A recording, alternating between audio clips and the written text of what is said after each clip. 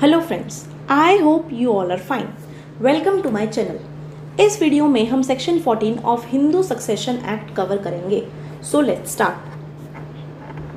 Section 14 बात करता है property of a female Hindu to be her absolute property. पहले हम सबसेक्शन 1 पढ़ लेते हैं। Any property possessed by a female Hindu whether acquired before और after the commencement of the act shall be held by her as full owner thereof and not as a limited owner। क्या बोल रही है section? देखो,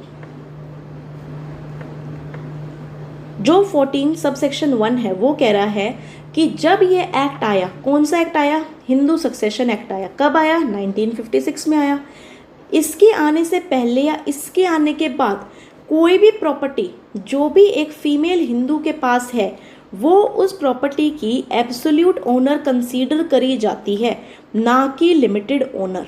ठीक है, हम उसको लिमिटेड ओनर नहीं मानते, हम उसको एब्सोल्यूट ओनर ही मानते हैं। किस प्रॉपर्टी की? कैसी प्रॉपर्टी की? एक्सप्लेनेशन बोलता है इसके बारे में। क्या बोलता है? एक्सप्लेनेशन में बोल रहे हैं, in this subsection property includes both movable and immovable. Movable भी आएगी, इमूवेबल भी। acquired by a female Hindu by inheritance or devise or as at a partition or in lieu of maintenance or arrear of maintenance or by gift from any person whether a relative or not before or after her marriage or by on her skill extortion कुछ भी held by her at stridhan immediately before the commencement। तो कोई भी property चाहे movable हो, immovable हो, gift में मिल रही हो, कॉन्ट्रैक्ट में मिल रही हो, किसी रिलेटिव से मिल रही हो, ठीक है, एज अ स्त्रीधन मिल रहा हो, कुछ भी प्रॉपर्टी जो होएगी वो उसकी एब्सोल्यूट प्रॉपर्टी होगी।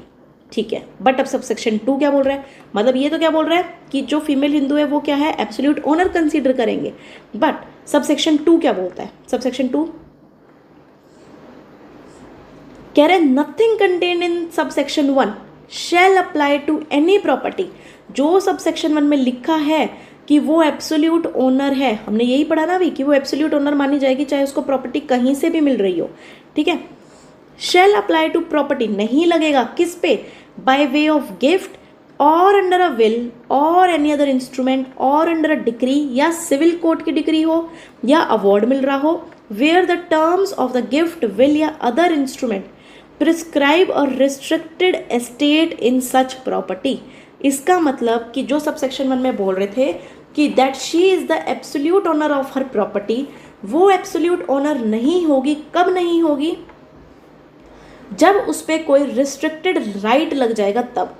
इसका मतलब कि सपोज कि उसको कॉन्ट्रैक्ट था उसके साथ में कि मैं तेरे को ये राइट दे रहा हूँ, ये प्रॉपर्टी दे रहा हूँ तेरे को 10 सालों के लिए या सपोज 5 ईयर्स के लिए, कुछ भी।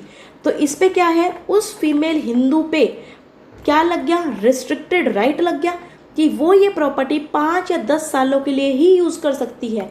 इसका मतलब वो यहाँ पे एब्सोल्यूट ओनर नहीं कंसीडर करी जाएगी, रेदर वो लिमिटेड ओनर ही होगी। जबकि फर्स्ट सबसेक्शन क्या बोल रहा था कि कोई भी प्रॉपर्टी हो वो एब्सोल्यूट ओनर होगी।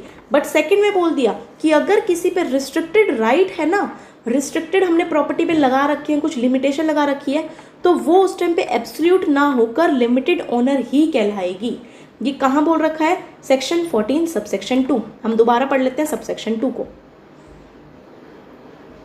कह रहे कुछ भी, nothing contain in subsection 1 shall apply. जो फर्स्ट में हमने पढ़ा एब्सोल्यूट ओनर वाला वो अप्लाई नहीं होगा किसी भी प्रॉपर्टी पे, चाहे वो गिफ्ट से मिली हो, विल से मिली हो, किसी डिक्री या अवार्ड से मिली हो या कुछ भी। अगर उस पर कोई रिस्ट्रिक्टेड राइट इम्पोज कर दिया प्रॉपर्टी पे, then you will not get absolute ownership. मतलब उस फीमेल को उस प्रॉपर्टी का एब्सोल्यूट ओनर कंसीडर नहीं किया जाएगा अगर रिस्ट्रिक्टेड एस्टेट है, रिस्ट्रिक्टेड कुछ रिस्ट्रिक्शंस अगर हमने लगा दी तो। ठीक है, इस वीडियो में इतना ही। नेक्स्ट वीडियो में हम सेक्शन 15 कवर करेंगे। आई होप समझ आ गया होगा। मिलते हैं नेक्स्ट वीडियो में। Don't forget to like, share and subscribe my channel to get notification for new videos. Thanks for watching.